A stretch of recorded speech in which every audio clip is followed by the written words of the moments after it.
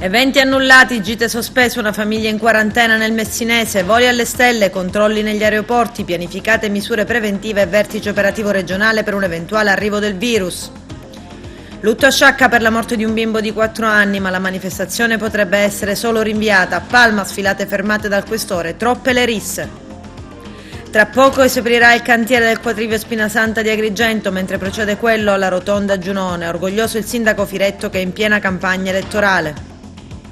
Un fine settimana tutto da festeggiare per le squadre agrigentine, vittorie su vittorie dal calcio al basket alla pallavolo.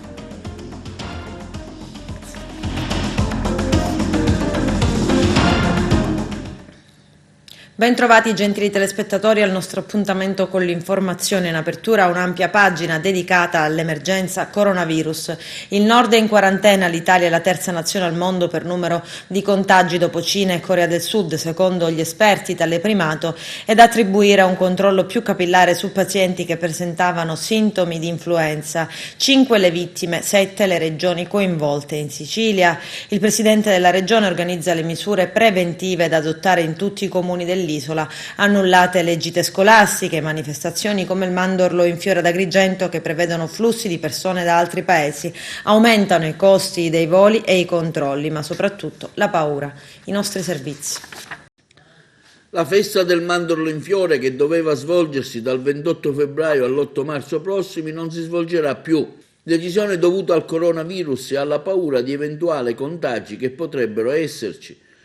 Questo è quanto scaturito nel corso di un vertice operativo che si è svolto sabato scorso in pomeriggio in prefettura, con il prefetto Dario Caputo presente oltre al sindaco Lillo Firetto anche i vertici dell'ASP, dell'ospedale e delle forze dell'ordine. La decisione presa ha preceduto di qualche ora quella poi fatta dal governo nazionale che ha annullato per le pubbliche manifestazioni in diverse parti della nazione proprio per evitare la paura del contagio. Ad Agrigento per la festa erano attesi circa oltre 1100 persone provenienti da diversi continenti, Asia, America, Europa. La festa del Mandorlo avrebbe coinciso con le manifestazioni previste in calendario anche per i 2600 anni della fondazione della nostra città. Per il sindaco Firetto occorre per prima la vita delle persone e dire no ad allarmismi, ma serietà nell'affrontare l'emergenza sanitaria. E sempre per le emergenze del coronavirus c'è da registrare quanto affermato oggi dalla Presidente della Commissione Sanità, onorevole Margherita La Rocca Ruvolo, che dice come in Sicilia è alta l'attenzione dell'assessorato alla salute sul coronavirus. Al momento non ci sono situazioni di emergenza come in Lombardia e in Veneto, ma appare quanto mai opportuno evitare allarmismi dopo un colloquio avuto stamani con l'assessore alla sanità Razza, che si è detto pronto a illustrare in sesta commissione i protocolli attivati per l'applicazione delle direttive contenute nelle linee guida del Ministero della Salute. Anche il presidente della Commissione Territorio e Ambiente, onorevole Giusy Savarino, interviene oggi circa i danni che il mancato svolgimento della festa del Mandorlo arrecherà alle imprese agrigentine e il loro aiuto chiede al presidente della regione Nello Musumeci di intervenire prontamente presso lo Stato centrale, così come fatto dai colleghi delle regioni Lombardia e Veneto in favore delle loro imprese in crisi. Capisco l'emergenza sanitaria e comprendo le sollecitazioni che sono arrivate dal prefetto e sono state raccolte dal sindaco, per cui è stata annullata un evento internazionale come quella del Mandorlo in Fiore. Il problema è il danno che questo arreca alle tante imprese ricettivo-turistiche agrigentine che ovviamente si vedono penalizzate dall'avere cancellato un evento così importante.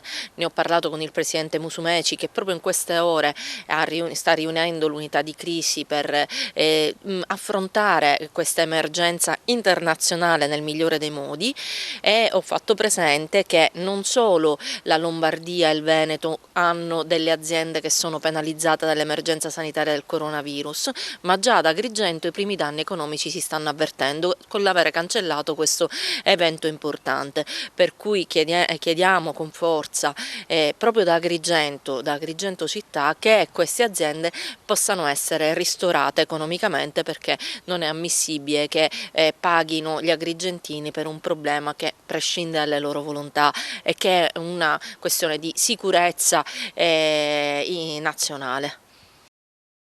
L'Italia sale al terzo posto nella classifica mondiale per numero di casi dopo Cina e Sud Corea ed il Nord ha iniziato la quarantena per provare a frenare l'avanzata nel Covid-19. Scuole, università, messe, pub, discoteche, tutto chiuso.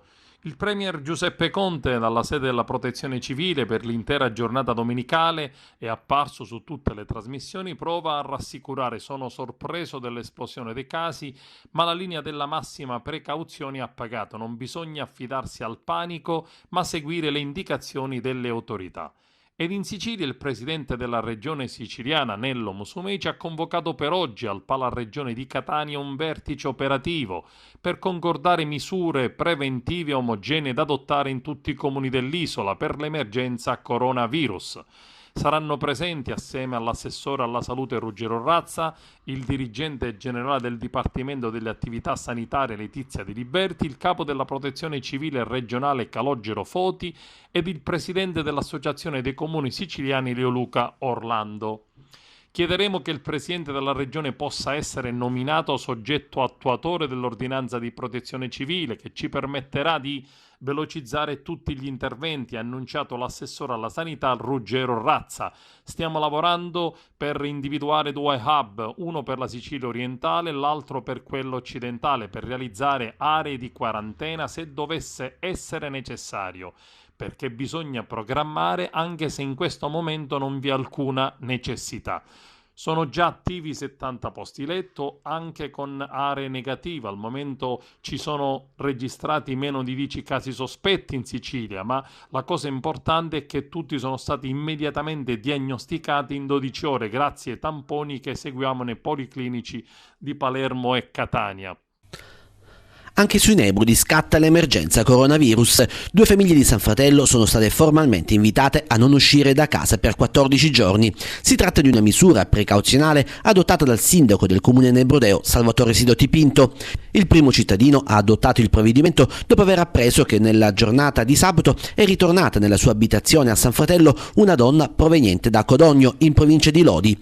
Il comune del nord Italia è attualmente sotto osservazione per alcuni casi di contagio e così, come prevedono le misure messe in atto dal governo nazionale, è stato chiesto nei confronti della donna e dei soggetti che sono venuti a contatto con la stessa l'isolamento volontario. La signora è ritornata a vivere nel proprio contesto familiare con i propri genitori. I 2 nuclei familiari sono stati invitati a non uscire di casa per 14 giorni e a controllare la temperatura corporea 3 volte al giorno. In caso di qualsiasi sintomo dovranno comunicarlo tempestivamente alle autorità. Comunicazione è stata inviata anche al direttore sanitario dell'ASP numero 5 di Messina e ai carabinieri della locale stazione. Al momento, come ci dice il sindaco Salvatore Sidoti Pinto, i componenti dei 2 nuclei familiari stanno bene e non c'è nessun segnale che possa far pensare al contagio da coronavirus. Non è che ho deciso, sono stato obbligato a farlo perché la signorina proveniva da un centro dove c'era stata una ordinanza da parte del sindaco che limitava l'entrata e l'uscita da quel comune, e di conseguenza mi sono dovuto adeguare a quelli che sono stati i dettami del sindaco di Codogno. È soltanto in termini precauzionali, non c'è niente di particolare. La signorina è stata disponibile insieme al nucleo familiare a sottoporsi a un isolamento volontario precauzionale, per cui la situazione è di tutta tranquillità. La stiamo monitorando da tutti i punti di vista, si sta controllando la temperatura corporea 3-4 volte al giorno, non ci sono stati rialzi termici, la situazione è di tutta tranquillità. Ho avvisato le autorità civili e sanitarie, l'unità di crisi e siamo tutti in contatto, ma la situazione è di totale tranquillità allo stato attuale. Speriamo che continui così. Ma come sta vivendo questa situazione la popolazione di San Fratello? Certo, un pochino di preoccupazione sicuramente c'è, perché da parte di tutti sono delle situazioni dove vengono un pochino enfatizzate e di conseguenza la comunicazione non sempre lineare e corretta. C'è qualcuno che vuole fare un pochino di sciacallaggio purtroppo, ma dico in linea di massima tutto tranquillo, perché tendiamo a tranquillizzare ove fino a quando c'è da tranquillizzare. È inutile nascondere la cenere sotto il tappeto, la polvere sotto il tappeto, non serve, bisogna guardare in faccia la realtà. Allo stato attuale, grazie a Dio e fortunatamente, non c'è niente e quindi siamo tranquilli di una situazione di precauzione, punto, niente di più.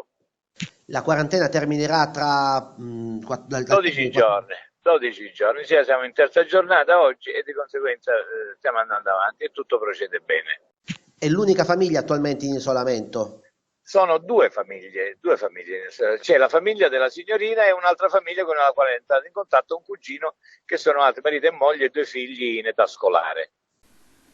Anche gli aeroporti Falcone e Borsellino di Palermo e Vincenzo Florio di Trapani si adeguano alle disposizioni del Ministero della Salute tramite l'Ufficio di Sanità Marittima, Aerea e di Frontiera, che segue le indicazioni di ENAC, e quindi sono cominciati i controlli sui passeggeri provenienti da Milano, Bergamo e Venezia, che si aggiungono a quelli già in atto per i passeggeri provenienti dagli scali internazionali e da Roma Fiumicino. Tutti vengono sottoposti al controllo della temperatura corporea con i termometri ad infrarossi dai tecnici del Ministero della Salute e dalla Croce Rossa. Dall'esame della temperatura corporea non sono stati rilevati casi di infezione da nuovo coronavirus. Nelle prossime ore GESAP installerà i dispenser con il disinfettante per le mani, mentre sono attesi i termoscanner. Tutto regolare dunque presso lo scalo internazionale Falcone e Borsellino e al momento non vi sono limitazioni per gli scali molto vicini alle zone di contagio. I casi di contagio da coronavirus impongono una tutela per i lavoratori esposti ai maggiori rischi come quelli degli aeroporti. Per questo la Legea SICE, con una nota ufficiale, senza voler alimentare inutili allarmismi, ha chiesto alla GESAP, società che gestisce lo scalo Falcone e Borsellino di Palermo, ma anche alle aziende operanti nei servizi di handling, di attuare con urgenza misure che tutelino i lavoratori a continuo contatto con l'utenza, fornendo loro idonei strumenti di protezione.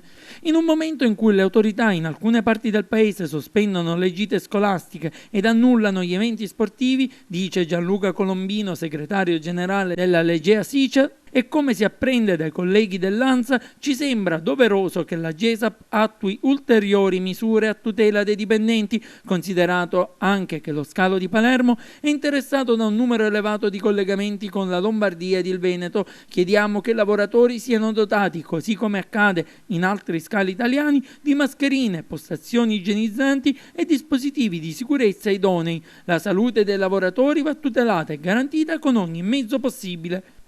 Come detto, anche il Vincenzo Florio di Trapani segue le disposizioni e il presidente Salvatore Ombra intende precisare che in aeroporto le autorità sanitarie sono presenti e adottano tutte le misure precauzionali già previste dalle autorità sanitarie. Alla luce degli ultimi fatti, dice il presidente Ombra, siamo certi che questi controlli saranno intensificati, ma non possiamo procedere di nostra iniziativa perché non abbiamo la competenza per farlo, a maggior ragione trattandosi di dati sensibili come la salute e la privacy dei passeggeri. Ciò che possiamo fare è stare allerta e farci trovare immediatamente operativi appena arriveranno le nuove indicazioni ufficiali e diffonderle adeguatamente nell'interesse della salute e del benessere dei passeggeri, dei cittadini e di tutti i siciliani di fronte a questo virus che sta seminando comprensibili timori. Al via i lavori al quadrivio Spinasanta di Agrigento e completamento della rotonda Giunone. Vediamo. Finalmente al via i lavori al quadrivio Spinasanta, un'operazione che è durata diverso tempo, partita nel secondo semestre del 2015, subito dopo che entrammo in amministrazione, con la revisione complessiva di tutto il progetto, che prevederà proprio in quest'area dove ci troviamo adesso e da dove iniziano i lavori, un'area che è stata espropriata a privati e che vedrà qui la realizzazione di un ampio parcheggio al servizio del quartiere e ad angolo la realizzazione di un parco giochi per bambini con una serie di piantumazioni di essenze erboree mediterranee.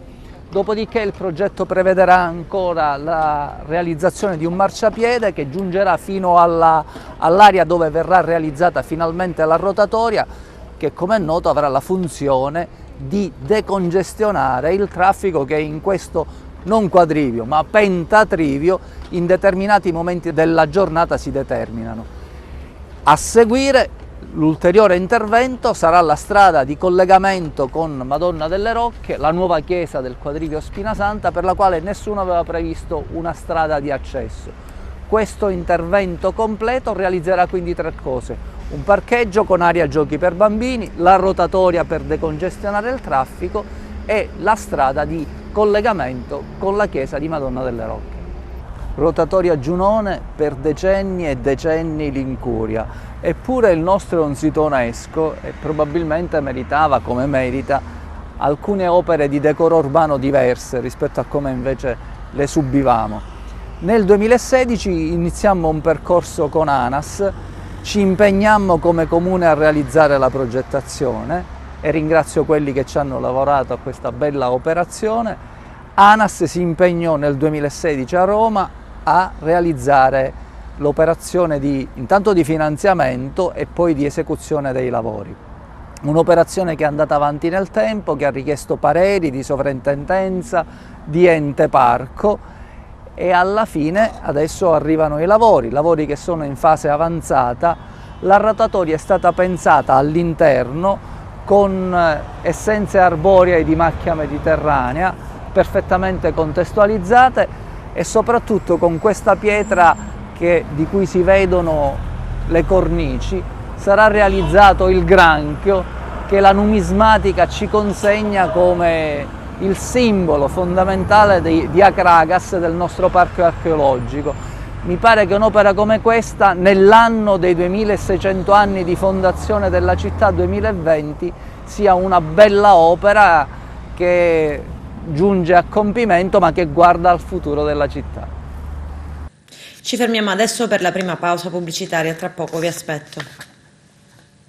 Per Sciacca oggi è il giorno del lutto cittadino, si celebrano i funerali del piccolo Salvatore Sclafani, 4 anni, morto lo scorso venerdì nel primo giorno di sfilata del Carnevale, evento poi annullato e forse adesso rinviato. Il sindaco Valenti ha disposto la proclamazione del lutto cittadino e l'esposizione delle bandiere a mezz'asta nel Palazzo Municipale, invitando gli altri uffici pubblici a fare lo stesso, e la società organizzatrice del Carnevale di Sciacca fa sapere che ha ricevuto tutte le autorizzazioni di sicurezza necessarie dagli organi preposti e che, ai sensi di quanto previsto dal contratto di affidamento, ha l'obbligo, previo accordo con l'amministrazione, di rinviare la manifestazione alla prima data utile e compatibile con lo svolgimento di altre manifestazioni. In accordo con l'amministrazione comunale, la società organizzatrice si è dunque già attivata per rinviare tutti gli eventi ai giorni di venerdì 28, sabato 29 febbraio e domenica 1 marzo, previo però nulla osta delle autorità competenti.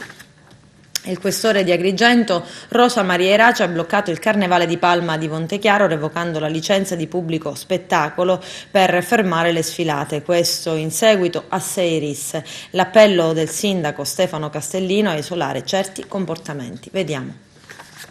Il sindaco di Palma di Montechiaro, Stefano Castellino, esprime in un suo video pubblicato sui social tutta la sua amarezza per quanto avvenuto sabato sera durante lo svolgimento del Carnevale palmese. Per colpa di qualche imbecille, afferma il primo cittadino, il Carnevale quest'anno è stato rovinato. Infatti, durante la sfilata dei carri allegorici sabato si sono verificate diverse risse fra i giovani per futili motivi, in alcuni casi anche per l'eccessivo consumo di alcolici.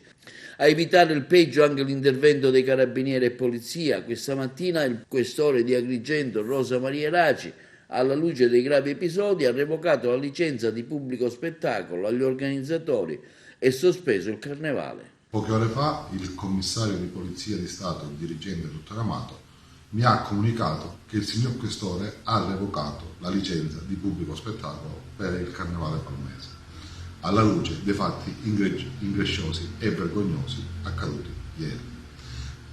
Parliamo di 6 risse e di un salire e scendere dei carri, nonostante vi sia l'ordinanza del Questore e quella del Sindaco che pone assoluto divieto alle persone non autorizzate di salire sui carri. A maggior ragione per l'immane tragedia accaduta poche ore fa a Sciacca, dove un bambino ha perso la vita, al quale va il cordoglio mio, di tutta la comunità, alla sua famiglia e alla città di Sciacca. Non si può non condannare un'assurda sospensione delle regole civili durante i giorni di Carnevale, che anziché essere giornate di festa e di condivisione di allegria, per colpa di pochissimi incivili, vengono defraudate e derubate del loro vero significato. Non vi è possibilità di tolleranza di tali assurdi gesti. Siamo altresì convinti però che probabilmente un ulteriore tentativo questa sera potesse essere fatto, perché ieri, fino a tarda notte, eravamo in commissariato con il dottor Amato, con tutte le forze dell'ordine che con immane sacrificio portano avanti il loro mestiere a tutela di tutti noi, per trovare delle soluzioni che consentissero questa sera che gli episodi ingresciosi non avessero a ripetere. Siamo convinti e speriamo di poter intercedere presso il signor Questore qualora vi siano le condizioni per poter far svolgere questa sera il nostro carnevale. Ma non vi è dubbio che quanto accaduto ieri merita l'assoluta condanna e il massimo disprezzo. L'appello che faccio ai miei concittadini è di dimostrare ancora una volta maturità, di dimostrare ancora una volta che Palma è cambiata. Palma è una città per bene, fatta di uomini e donne per bene, che vogliono, come tutte le comunità, poter godere di questo momento, di questi giorni di allegria e di felicità. Isoliamo e condanniamo con forza coloro che, pochissimi imbecilli che hanno di fatto rovinato la festa all'intera città di Palma. Ma questo non ci fermerà, andremo comunque avanti, al di là se poi il carnevale si farà o non si farà. Ma quanto accaduto ieri deve essere l'ultima volta della presenza di comportamenti incivili che non appartengono sicuramente a Palma di Montechiaro. Colpo d'occhio alla Scala dei Turchi, tra la bellezza della Marna Bianca, uno splendido esemplare di Airone, c'è il servizio.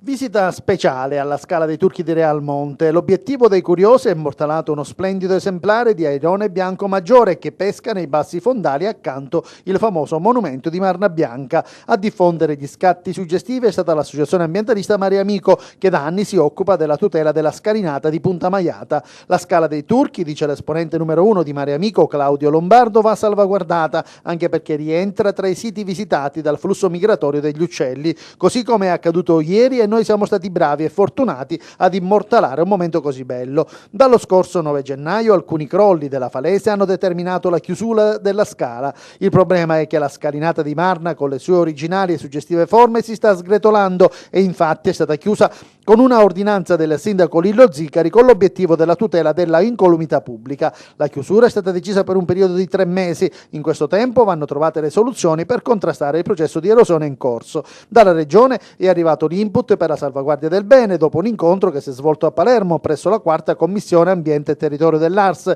presieduta dall'agrigentina Giusy Savarino. La scala, ha detto Savarino, va messa in sicurezza per garantire la fruizione del bene, una fruizione però che non la deturpi. Il governo Musumeci ha già investito 417.000 euro per i lavori di consolidamento e di messa in sicurezza della scala ed ha quindi garantito la stagione turistica 2019. Il governo Musumeci, come ha già dimostrato, è pronto a creare le condizioni per tutelare il bene e a renderlo fruibile. Stiamo lavorando per garantire anche la stagione turistica 2020. Un'idea che è stata lanciata durante i lavori è quella della realizzazione di una passerella esterna alla Scala dei Turchi, come quella che c'è sul lago di Iseo, attraverso la quale i turisti possono ammirare la scogliera di Marna Bianca senza necessariamente salirci sopra e deturparla. Intanto procede l'attività di controllo da parte degli agenti di polizia municipale di Realmonte. La zona è stata interdetta all'accesso al transito pedonale al fine di evitare che i turisti, eludendo i cartelli di divieto di accesso, si potessero introdurre arbitrariamente sul promontorio di Marna Bianca, come già accaduto di recente, mettendo a serio rischio la propria incolumità. E come previsto sono state elevate sanzioni durante lo scorso fine settimana a soggetti che si sono introdotti arbitrariamente nell'area chiusa al transito. Ad Alcamo una scuola che insegna a pregare, testimonial Claudia Coll. Vediamo.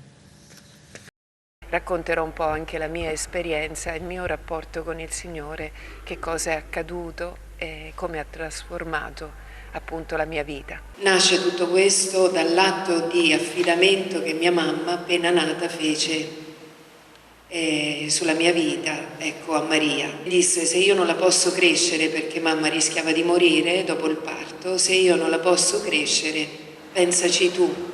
E quindi falle tu da mamma. Anche quando io mi sono allontanata dalla chiesa, dopo la cresima, non si è mai spezzata questa relazione con Maria. Nei miei giri di teatro, a cavallo del 2000, prima della mia conversione, mi trovai in un teatro parrocchiale al nord Italia. Questo teatro era gestito appunto da un sacerdote. Il sacerdote mi venne incontro, mi portò in camerino e lì, non so, la nostalgia del cielo, la nostalgia dell'infanzia, chiesi al sacerdote una immagine di Maria e lui mi portò un'immagine della Madonna del Rosario che io tengo ancora con me. La mia è una vita trasformata dalla grazia di Dio e semplificata, perché Dio è semplice e rende semplice la vita. Semplicità vuol dire anche piccolezza, sapere che non possiamo fare niente senza di Lui e che quindi è necessario rivolgersi a Lui attraverso la preghiera per mantenere questa relazione tra un padre, un Dio che è padre e il nostro essere figli di Dio. Un'esperienza straordinaria quella di questa testimone della fede, della misericordia. Claudia, vedete, nella sua semplicità, non è una persona che è montata, ma semplice, immediata e con naturalezza ci fa incontrare Dio. La preghiera è qualche cosa che si affina nel tempo, non si può subito. È proprio un dono imparare a saper pregare Dio. Ci vuole sicuramente il cuore, cioè rivolgersi al Signore con il cuore. Non tanto, parole esteriori, quanto proprio anche un piccolo balbettio, ma che nasca dal cuore, quindi nella verità, in maniera autentica. È un'esperienza e qui in mezzo a noi ci darà la possibilità di iniziare questa scuola di preghiera che con il mese di marzo, i venerdì sera, avrà inizio qui nella parrocchia di Sant'Anna. Quando si mette fuori Dio dalla propria vita si soffre e si soffre in molti modi, perché poi respiri egoismo, respiri rabbia, violenza, disordine, confusione e anche la stessa politica in qualche modo registra, no, questa grande confusione. È proprio quando si lascia Dio fuori dalla propria vita che viene meno la luce e viene meno anche l'amore. Io posso dire che il Signore guarda il cuore. Adesso ci fermiamo per la seconda ed ultima pausa pubblicitaria, tra poco vi aspetto. Siamo adesso alla pagina sportiva, partiamo dal calcio eccellenza, l'Akragas batte l'Alcamo 5-2, Carmelo Lentini. Un Akragas in completo neranghi per alcune squalifiche e diverse defezioni è riuscito ad avere ugualmente ragione di un volenteroso Alcamo, arrivato al Seneto con una formazione molto giovane e con gli uomini contati, eppure ha dovuto sudare più di 30 minuti per ottenere il meritato vantaggio. Merito certamente dei ragazzi in maglia bianconera, ma anche delle belle parate del portiere ospite Garcia e di alcune conclusioni biancazzurre sprecate da un soffio. A rompere il ghiaccio ci ha pensato Taormino al 32esimo, che dal limite dell'area con un tiraggiro ha superato il bravo guardiapale ospite. Sbloccato il risultato, la compagine di Vullo cerca il bis, ma prima un palo e poi un altro paio di occasioni sprecate non consentono di concludere il tempo con un risultato più cospicuo. Nel secondo tempo l'Akragas si rituffa in avanti, però nel suo momento migliore subisce la rete degli ospiti. La palla danza al limite dell'area biancazzurra e dopo un continuo batte e ribatte, ecco Bucu trovare lo spiraglio giusto per superare il portiere Paterniti. Esplode giustamente l'entusiasmo dei giovani calciatori bianconeri, ma la scossa del gol subito scuote la formazione akragantina, che un minuto più tardi riesce a passare nuovamente in vantaggio con il nuovo entrato La Rocca.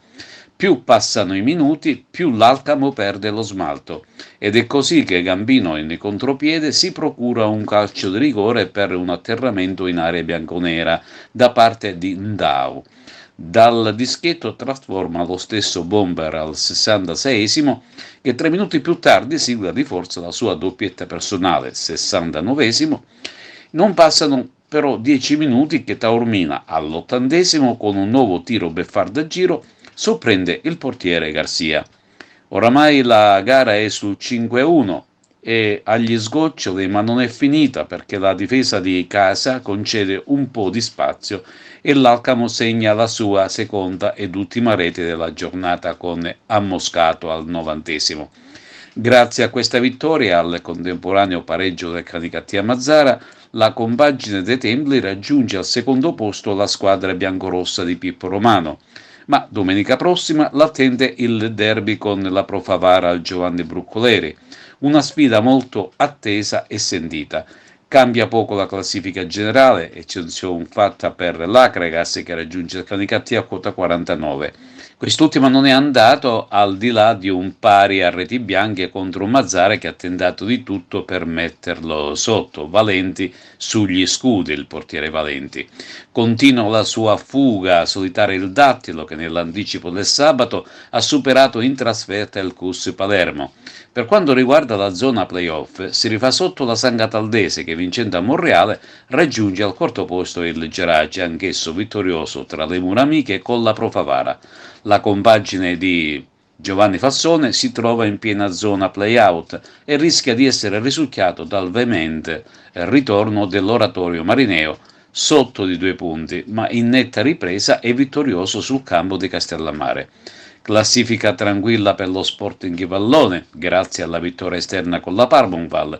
Il prossimo turno propone, oltre che il derby Pro Favara Acragas, il Canicattì con il Monreale ed il Dattilo in casa con l'Oratorio Marineo.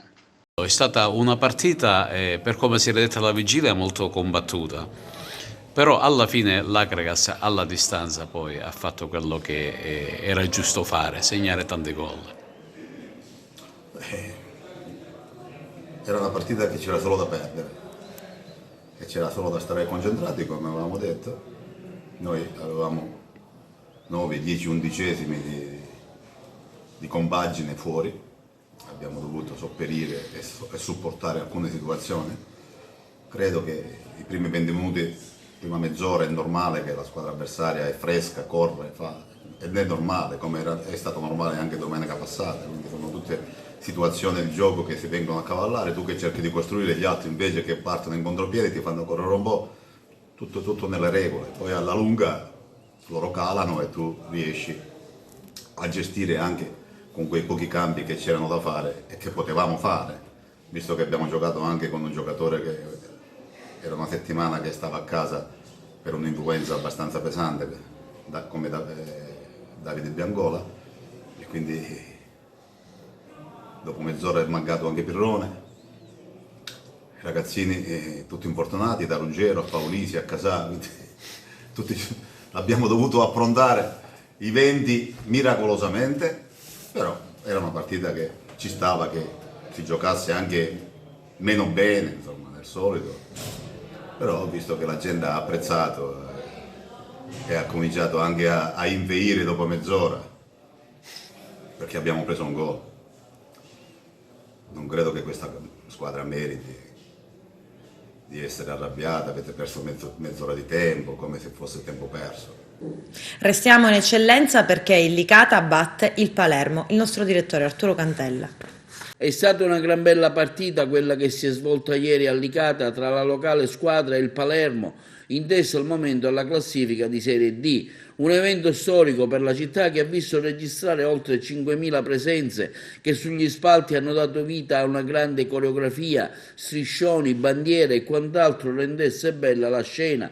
Decine e decine infatti pullman e le auto che sono arrivate da tutta la Sicilia per vedere la partita. In tal senso l'amministrazione licatese ha fatto il possibile per recepire tanti spazi attorno al Dino Liotta al fine di accogliere al meglio quanti arrivavano da fuori. È stato anche aumentato il numero degli SWAT per una maggiore sicurezza dei presenti. In occasione della partita di calcio tra la squadra locale e il Palermo è stato esposto anche uno striscione in onore della piccola vittima Salvatore Sclafani, morto durante i festeggiamenti per il carnevale di Sciacca. Sono stati i tifosi palermitani, un minuto prima del quarto d'ora di gioco, a srotolare uno striscione con scritto: un carnevale di grande dolore, la Sicilia piange Salvatore. Andando alla partita, ad aggiudicarsi il derby delle Aquile, è un Licata convinto che vince 2-0 contro la capolista, una grande prestazione, un Licata spinto dall'entusiasmo entusiasmo contagioso di un pubblico in festa, con questi 3 punti guadagnati giallo-blu ipotecano la salvezza portandosi a quota 41. La squadra del Licata non rinuncia a proporsi, al minuto 11 Daniello porta così in vantaggio la sua squadra con un forte diagonale, il suo primo gol con la maglia giallo-blu, un gol da cineteca. Il Palermo vuole scardinare la retroguardia di casa, ma i licatesi giocano uomo a uomo, così da rendere difficile ogni manovra ospite. Nella ripresa cercano di pervenire al pareggio i palermitani con Silipo. Aumenta anche la pressione del rosanero che alzano il baricentro, ma Ingrassia si fa trovare pronto e salva un rigore in movimento al quarto d'ora. Il Licata non riesce a uscire, considerata la forte offensiva palermitana. I gialloblu hanno speso tanto nella prima frazione e stanno avendo così un calo fisiologico. Lancini prende la traversa a ridosso della mezz'ora, Maltese fa un intervento, salva il risultato su Lucca. Al 35esimo Convitto scavalca con un pallonetto il portiere ospite, esplode così il Liotta al doppio vantaggio meritato dalla compagine licatese che ha gestito poi gli ultimi assalti del rosanero. Volley femminile B1, seconda vittoria consecutiva della SEAP Dallicardillo Aragona in casa al Palanicosia di Agrigento, 3-0 contro la Fiamma Tornense. Lello Casesa. Ancora una vittoria della SEAP Dallicardillo Aragona nel campionato di Serie B1. Al Palasport Pippo Nicosia di Agrigento le biancazzurre del coach Massimo Dagioni hanno battuto 3-0 la Givova Fiamma Torrese con questi parziali 25-12, 25-14, 27-25. C'è stata partita solamente nel terzo set, con le oplontine brave a sfruttare il calo di concentrazione delle padrone di casa, ma non è bastato per allungare la sfida. Il coach Dagioni, con la sua seconda vittoria, si affida a Trabucchi in palleggio, a Ricoppo composto in Manzano al centro, Donà in moneta, Martelli ricevitori. Nel ruolo di libero gioca anche Parisi. La SEAP Dallicardillo Aragona mostra subito carattere e determinazione contro le oplontine che faticano ad entrare in partita. La squadra del patrono Di Giacomo gioca una buona pallavolo, il muro della SEAP Dallicardillo funziona benissimo con Trabucchi che sotto rete giostra benissimo il gioco, mandando sistematicamente a punti tutte le compagne. Anche la Falcucci, subentrata alla centrale composto, mette la propria firma sulla vittoria. Nel primo e secondo set la SEAP Dallicardillo Aragona continua a giocare ad altissimi livelli e a rimanere concentratissima. Il terzo set le ragazze avvertono un leggero crollo a vantaggio della Fiamma Torrese che recupera e centra numerose palle, ma alla fine la determinazione e la concentrazione delle ragazze con le indicazioni tecniche del coach Dagioni le consentono di vincere ancora e battere per 3-0 e vincere la partita. Domenica prossima 1 marzo alle 15 la SEAP Dallicardillo giocherà in trasferta contro l'Altino Chieti, una delle squadre più forti del campionato.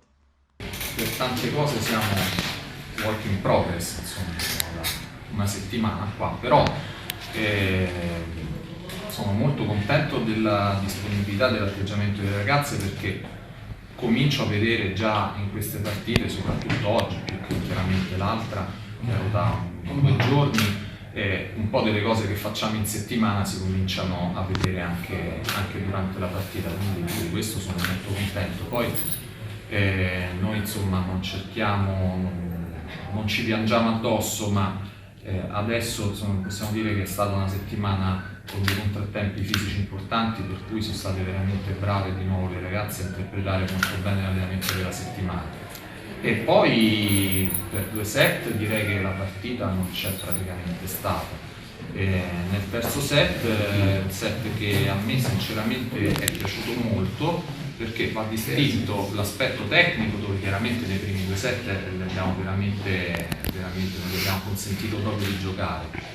Nel terzo set mi prendo per molto buono l'aspetto caratteriale di riuscire comunque a vincere un set dove magari dal punto di vista tecnico siamo stati un po' meno brillanti noi, un po' più brillanti gli avversari, che comunque giocano anche loro e sono un'ottima squadra. Si è giocato punto a punto, prima avanti loro, poi avanti noi, poi di nuovo avanti loro, poi delle palle molto pesanti a vantaggio. Credo che una squadra che si voglia definire una squadra forte è quella che è in grado di superare le difficoltà. Se vinci a 12 non hai mai difficoltà, non la vedi rimanevi la squadra, quindi io sono molto contento dei primi 2 set per l'interpretazione tecnica, ancora più contento del terzo per l'aspetto caratteriale.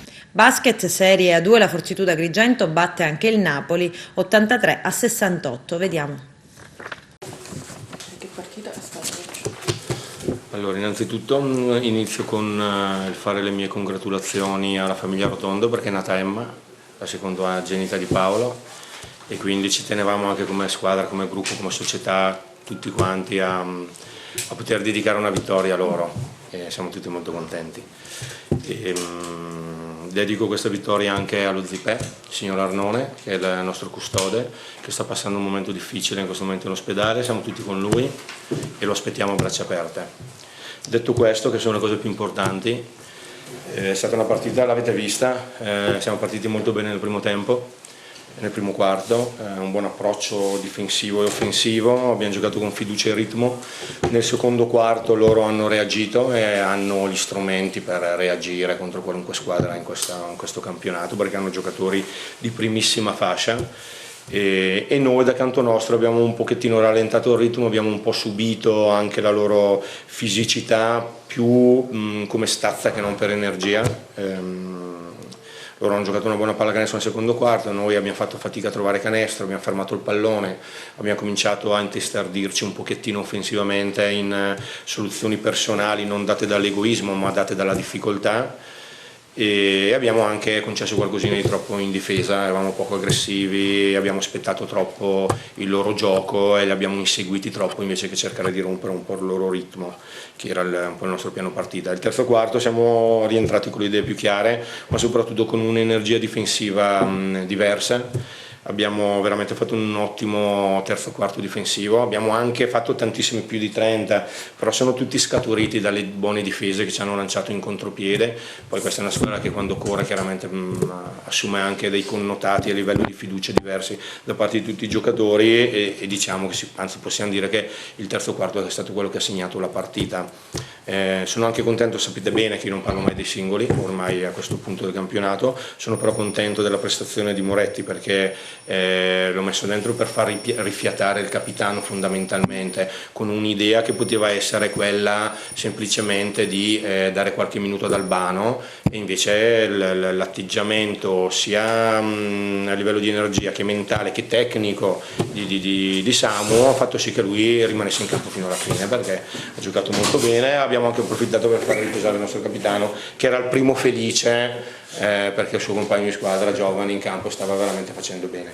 Detto questo, l'ultimo quarto è stato un po' di gestione, perché quando tu arrivi a più 20, più 25, adesso non ricordo bene, più 27, non deve succedere. Io ovviamente ho parlato di questo ai ragazzi in spogliatoio, cioè gli ho parlato della capacità di rimanere concentrati per tutti i 40 minuti e portare a termine nel miglior modo la partita.